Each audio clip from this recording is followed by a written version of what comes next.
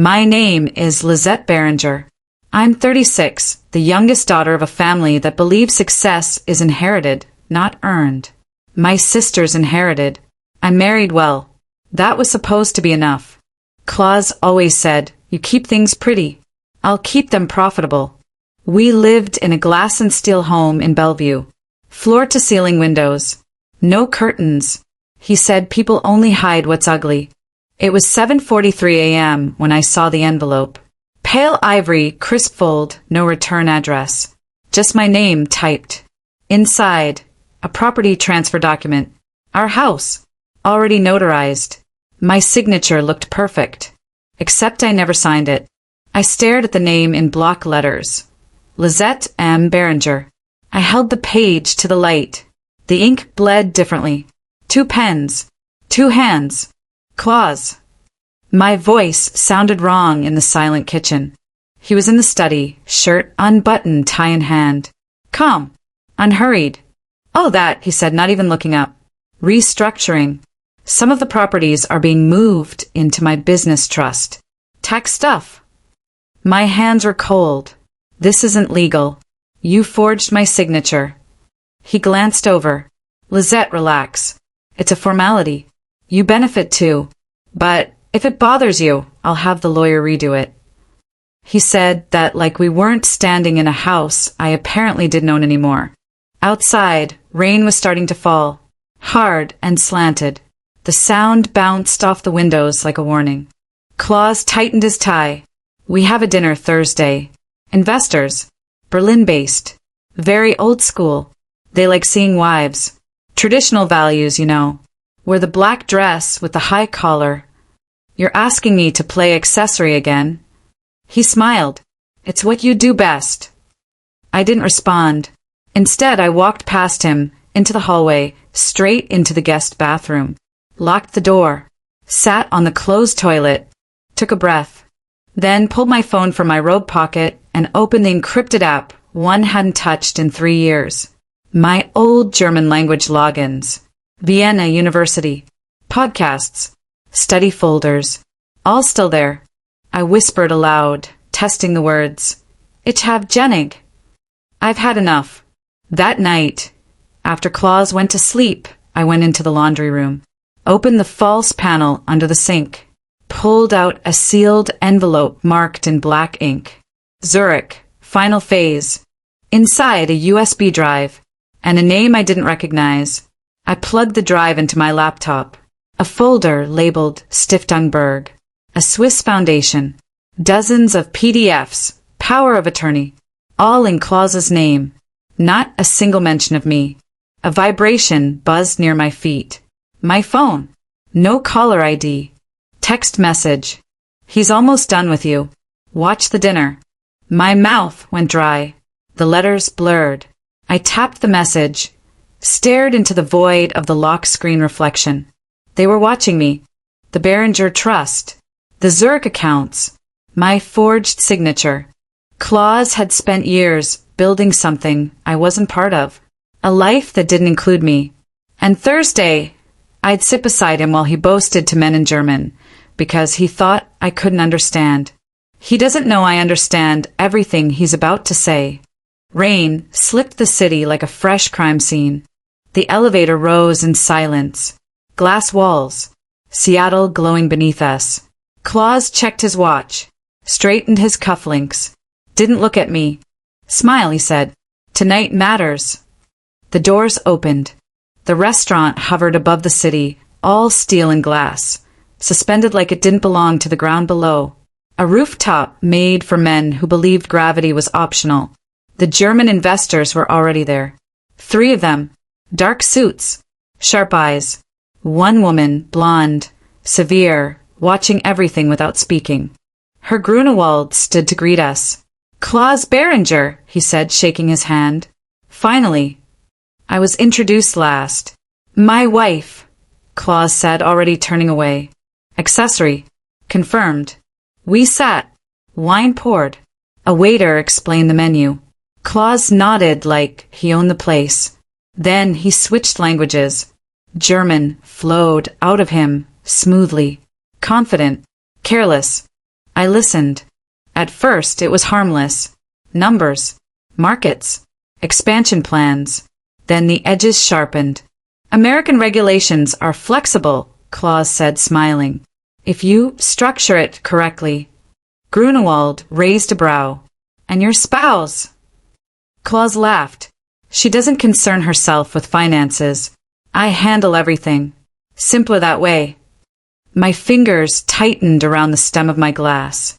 I reminded myself of something my mother used to say when the house was burning but guests were still over.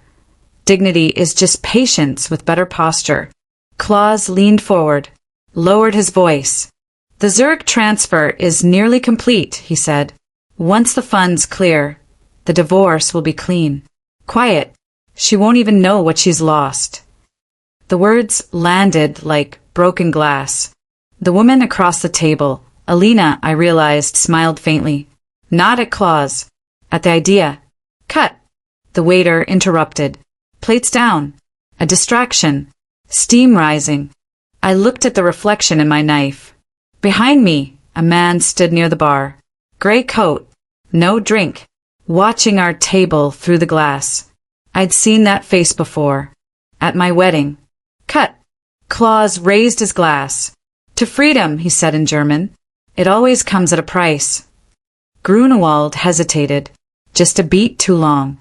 Someone once told me that when powerful men get comfortable, they confuse silence with consent.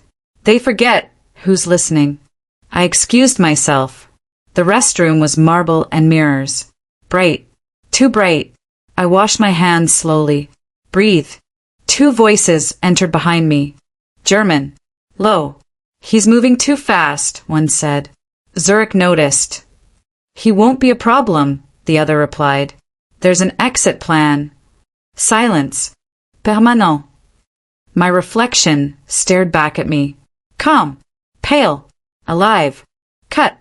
I stepped out and nearly collided with the man in the gray coat. Sorry, he said. English. Flat. Eyes flicked past me, back to the dining room. I watched him walk away. Straight to the bar.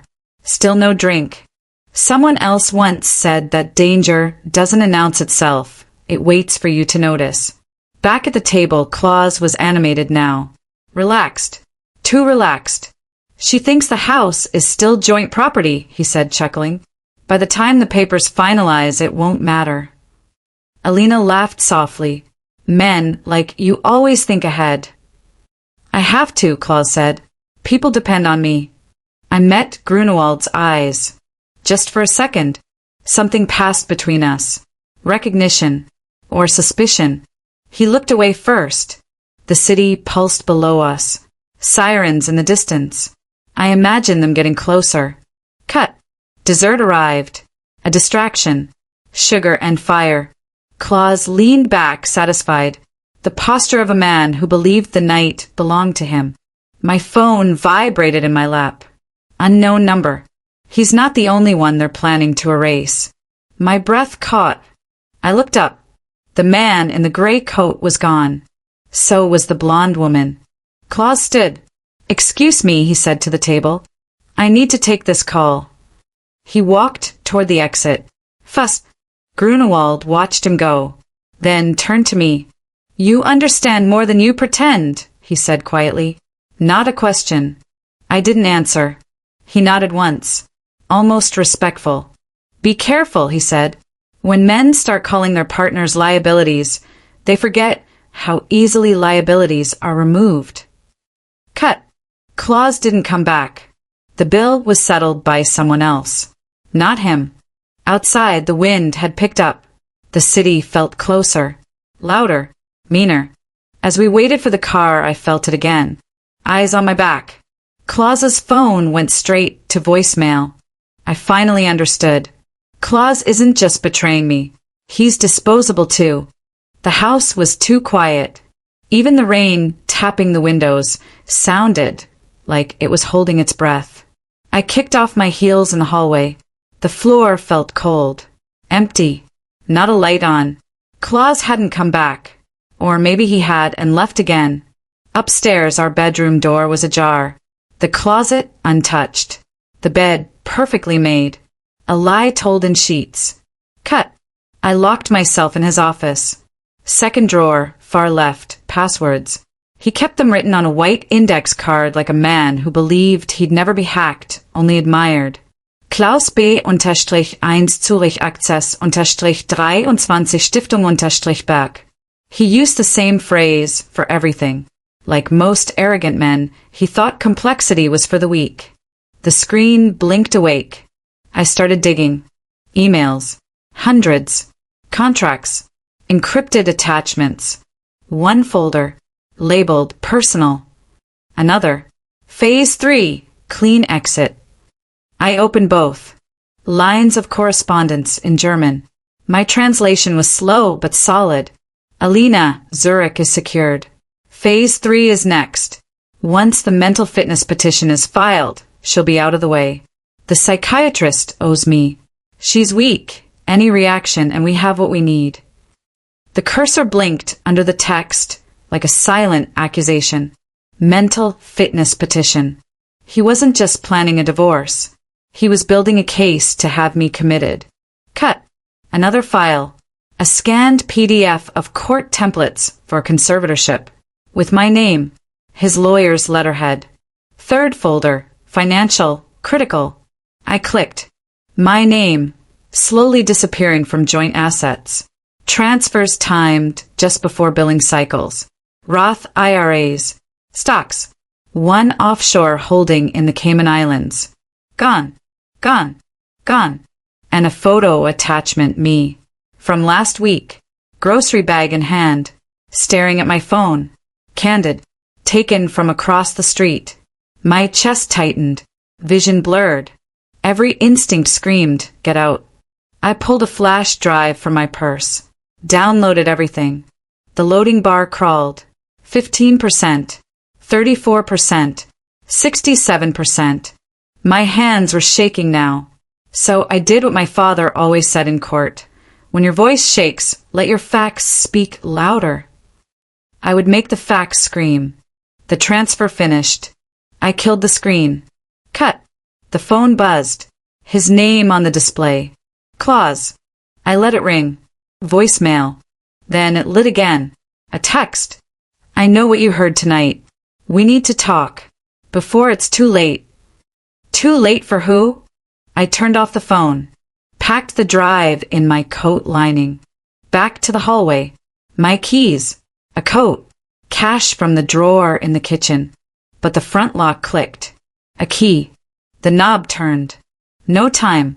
I slipped through the back patio door barefoot. Wet brick. Cold air. My breath caught in fog as I ducked behind the garden wall. Footsteps inside. One set. Then two. Voices. Low. Not Claus. One German. One American. Upstairs. Cut. I ran. Past the hedge. Into the alley. Gravel sharp under my feet. Every breath stung.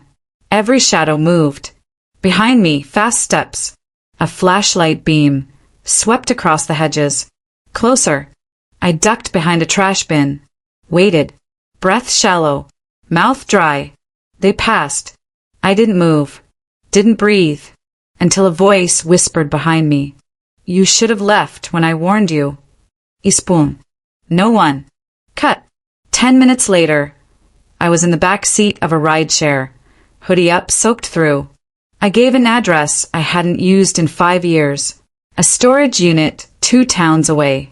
It still had a burner phone and my college laptop in a box labeled ski gear. Old lives always come in handy when your current one is under fire. The driver glanced at me in the mirror. You all right?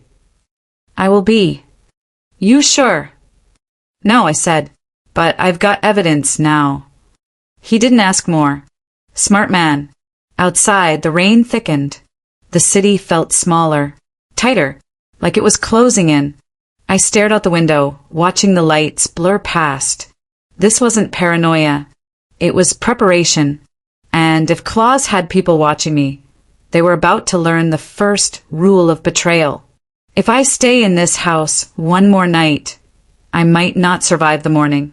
Thunder cracked overhead as I stepped into the street. No stars, Just wind, wet pavement, and the orange haze of a city that never truly sleeps. My coat was still damp. The flash drive pressed cold against my ribs. I'd sewn it into the lining myself years ago, back when I believed in secret safes and backup plans I'd never use. Now it felt prophetic.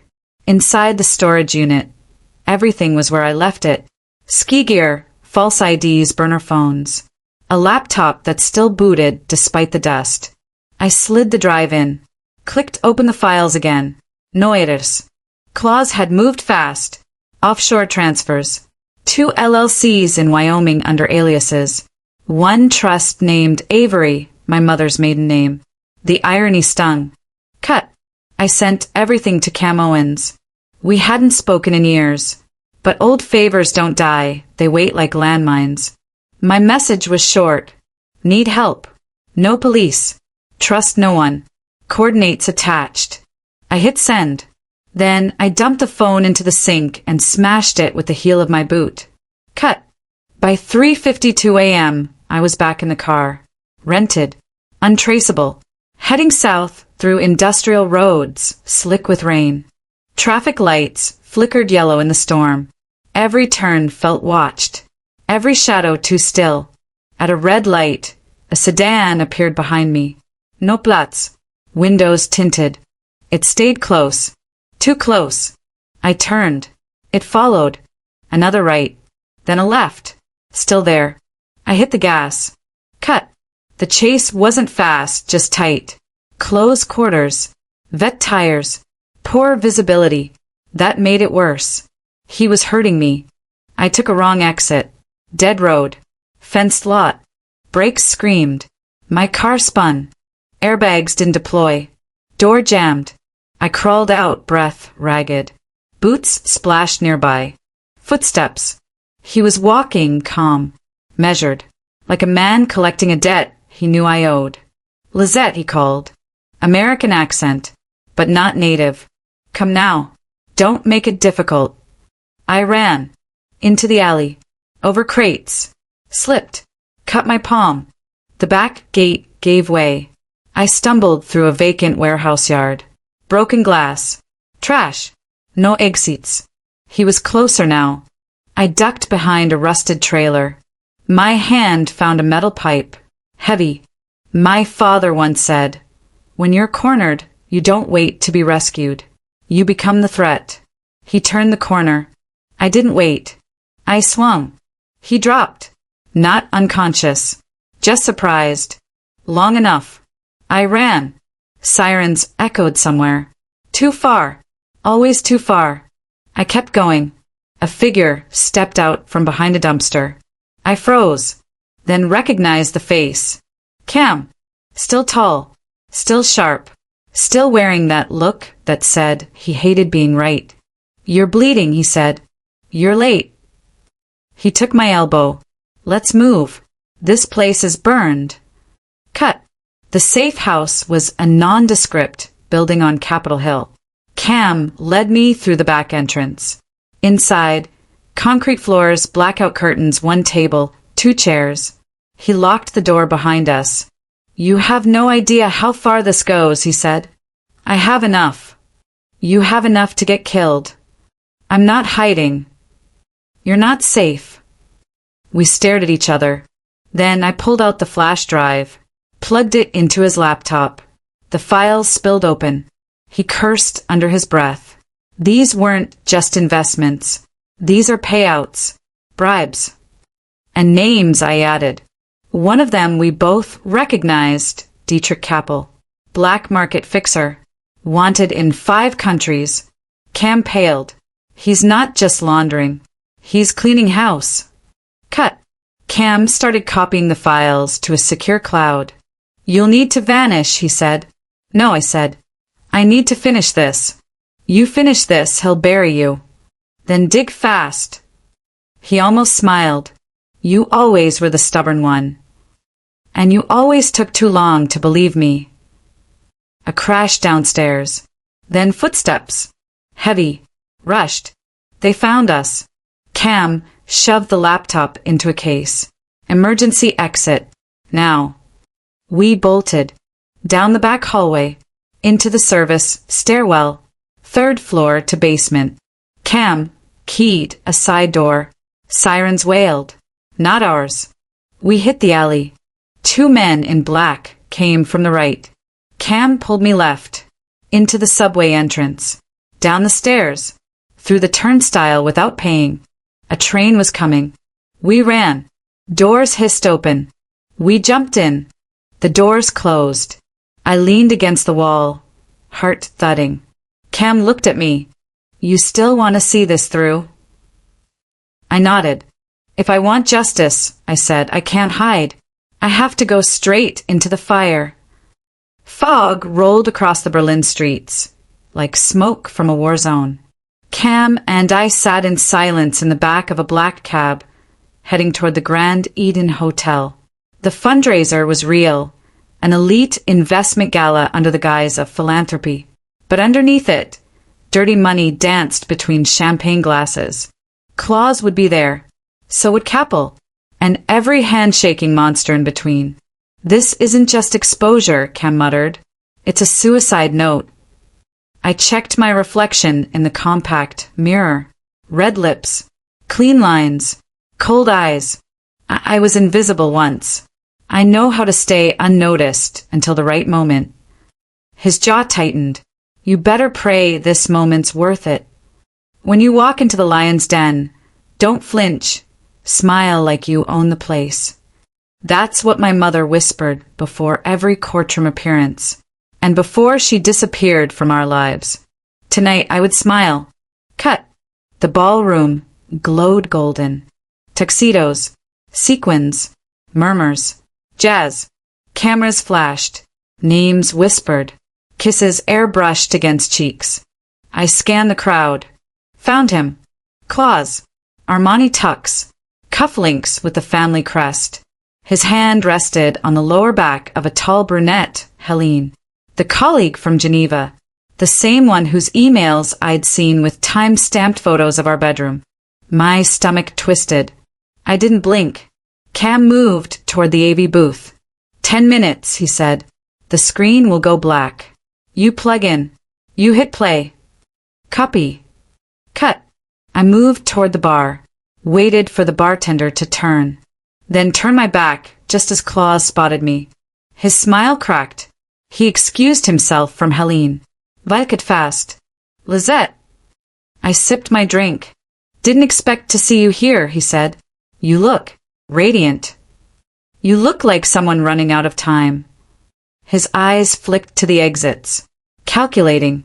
Always calculating. Let's talk privately. We will. On stage. His brow furrowed. Lisette, don't do this. A guilty man only begs when he's cornered. I set my glass down. Walked toward the podium. Cut. Behind the velvet curtain, Cam handed me the clicker. Live feed. The room's wired. It'll stream directly. He pressed something into my palm. A mini mic clip it. Chest level. I did. The ballroom darkened. Gasps. Silence. Then the screen came alive. Emails. Bank transfers. LLC shell routes. Names. Faces. Clauses. Kappels. And then recorded audio. Once the petition is filed, she'll be institutionalized within 30 days. I've prepped her doctor. She won't be a threat anymore.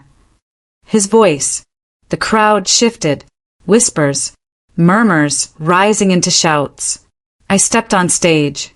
Spotlight. Stillness. I'm Lisette Berenger, I said. Daughter. Wife. And for the last year, a target. Gasps. Everything you just saw is real.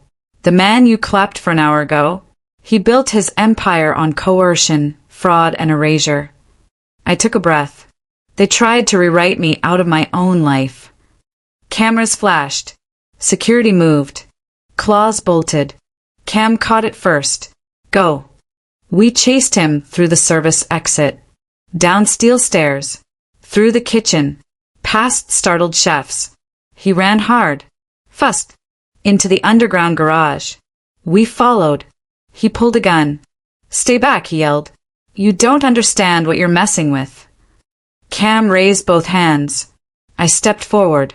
I understand perfectly, I said. You were never afraid of me until I stopped being afraid of you. Power doesn't corrupt.